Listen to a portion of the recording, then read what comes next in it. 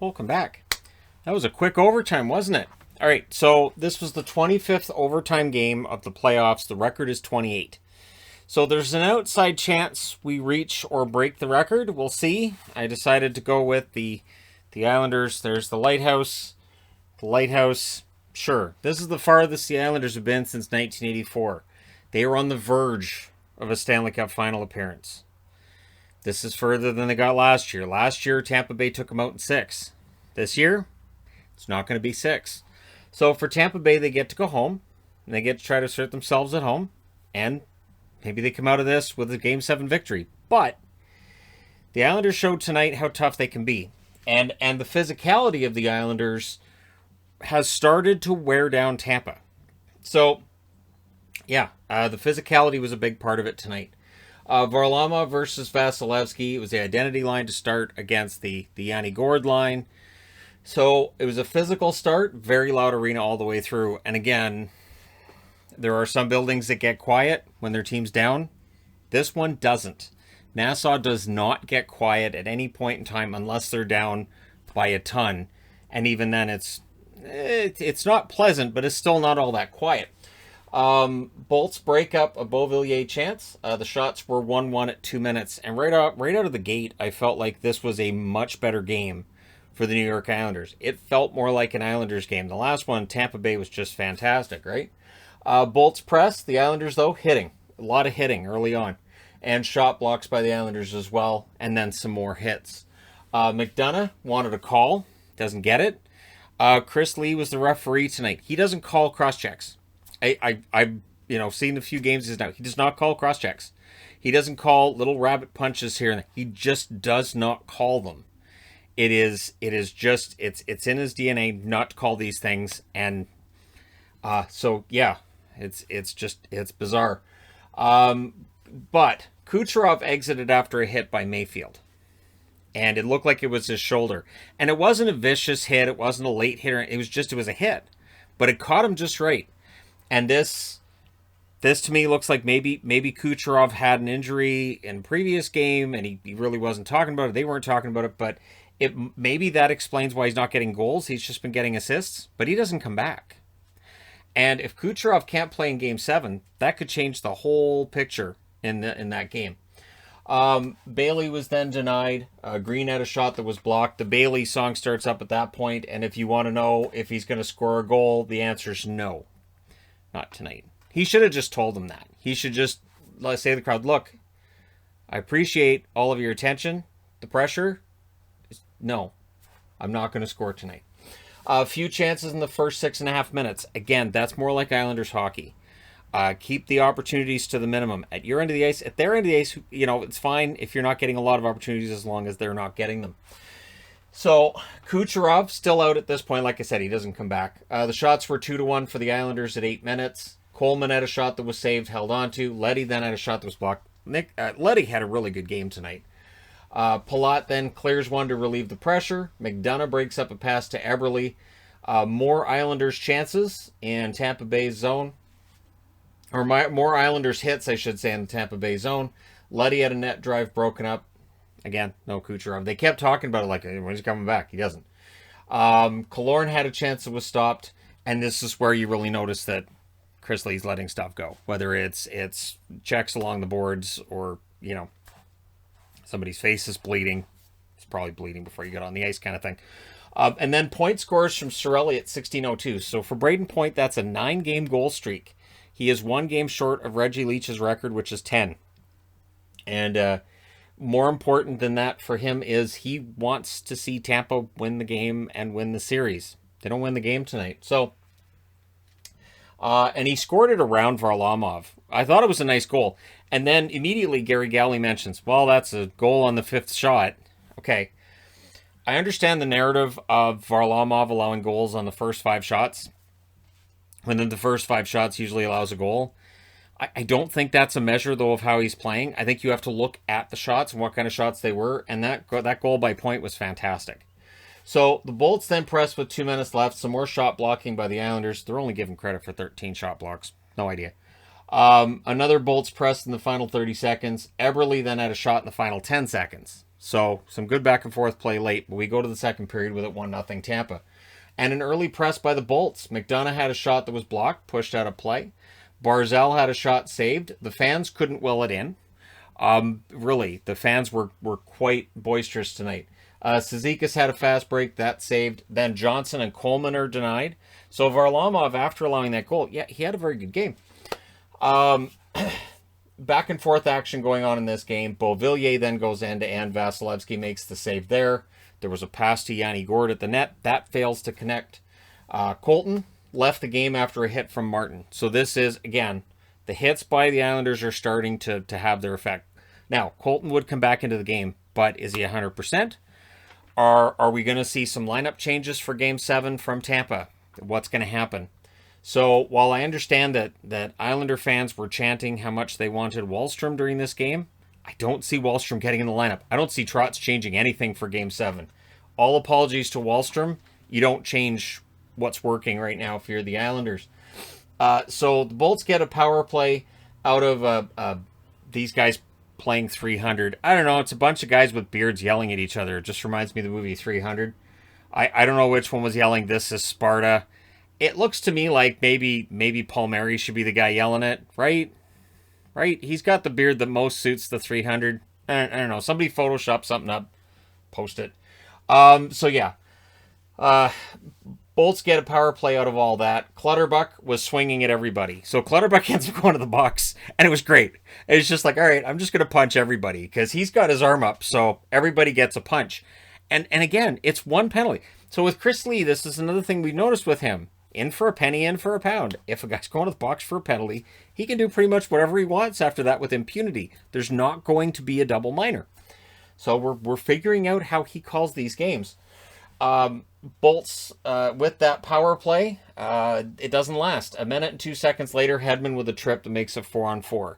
And it was the stick under the skate. They've called it that way the whole playoffs. Is it a little bit soft? Maybe, but it's a trip. It's a trip. So Sergachev then ends up going to the box to make it a 4-on-3 for the Islanders, which then quickly becomes a 5-on-3. So that's kind of terrifying. In fact, the Islanders called a timeout before the 4-on-3 to go over some plans here. So the Islanders end up killing all of it off. It's dangerous. Pulock had a chance, was saved. It's dangerous, but Nelson couldn't bury one. Palmieri couldn't bury one. There were 2 shots during that 5-on-3/5-on-4/4-on-3. 7 attempts. So a lot of attempts, only 2 of them hit the net. Shen then had a shot that was saved. The energy level had gone up in this game. Some good end-to-end chances. A Nelson to Bailey pass wouldn't click. And then Sorelli. He scores from Palat at 12:36. And it was a breakaway goal and a nice stretch pass from Palat. And that was shortly after the 5-on-3 was killed off. So it's 2-0 Tampa. You can be forgiven at this point for saying, looks like Tampa's moving on. What else is on TV? You can be forgiven if you decided at that point to say, no, every Cinderella, eventually the clock strikes midnight. Not so quick. Eberle would answer from Barzal and Green at 14:22. And that's what the Islanders desperately needed, was that goal to make it 2-1 and to stay close. And that's within 2 minutes of that goal by Tampa. Nelson then bobbled one in close. Tampa clears it out. Stamkos had a shot that was saved. Cizikas couldn't bury one as the Islanders were pressing, looking for that tie, right? Momentum's all Islanders. Bolts iced the puck late. Eberle then had a shot that was saved. Varlamov denies Gourde. And then at the horn, everybody paired off. And there was a lot of Eucamere minute. No Eucamere minute. And at first it looked like Chris Lee was doing his whole and not calling penalties thing like he did in the other series. But he ends up calling a couple of penalties. So it's 4-on-4 to start the third period. But Tampa's up 2-1. And you kind of expect Tampa probably holds the lead. But the Islanders, you can't measure heart. There is no chart for that in hockey. There's no chart where you go, and this is the heart level of this player. Just a heart trophy, which is H-A-R-T, not H-E-A-R-T. It's a completely different thing. So yeah, Barzal ends up going beast mode. That chance was saved, and he gets the puck back, and he had another chance saved. Barzal played a great third period there. Gourde strips the puck from Pajot, but the Islanders would recover it. So when the Bolts got their chances, the Islanders were able to recover and get it back. Palmieri goes beast mode, couldn't bury it. His next shot misses high. So we had both Palmieri and Barzal with great opportunities, just couldn't quite get those in the net. The Islanders taking control, seeking the tie, and this is the desperate hockey you want to see a team playing when they know it could be your last game. You want to say at the end of the night if they lose, well, they gave it everything they had. You don't want to be thinking after the end of the last game, if they just tried a little bit harder, maybe they win it and maybe they're still in the playoffs. There's nothing more frustrating than watching a team that you cheer for just not having that effort. Nobody could have complained about the Islanders' effort in tonight's game. So the fans were into it. Vasilevsky then denies Eberle, stops a Mayfield shot. I can't over-explain how good Mayfield was tonight either. His hit takes out Kucherov, and then he plays a major role in getting this thing knotted up. The Islanders' pressure, that draws a power play. Killorn with a holding call. He disagrees. He felt he was held as well. He may have had a case. He may not have. But, again, this is, playoff time. And the power plays don't actually end up being a point tonight. There's no goals on the power plays. You have to wonder how much that has to do with the fact with Kucherov not being in the game and all, right? So the Islanders needed a power play goal. They get chances, not a lot of shots on net. They only get one shot that hits the net, and the Bolts do kill it off. And there's 2 more minutes off the clock, right? Coleman then had a shot blocked. The crowd, we ended with a crowd at the Tampa net after a Vasilevsky save. Again, a lot of, gloves to the face and a lot of this is Sparta and that kind of stuff going on. And it's Nassau. I hate to break it to Palmieri, but it's Nassau. It's not Sparta at all. I guess you could yell this is Nassau, but don't. That'd just be weird, wouldn't it? Anyways, so the shots are 6-0 for the Islanders with 9.5 minutes left. So all my notes not quite telling you that Tampa doesn't have a shot yet. Eberle couldn't bury one, but then Mayfield does from Barzal and Leddy at 11:16, and he wired it top corner. It was a beautiful goal by Mayfield, which would leave you wondering, where's that been? Because that looked pretty good. That was a pretty good shot that ends up going in the back of the net, right? Bolts try to answer. The Islanders, though, had the momentum. And so when Tampa had their opportunities, the Islanders defended it well, and Varlamov was fantastic. Killorn's first shot is blocked. His second shot is saved. Hedman had a shot off the face-off that was saved.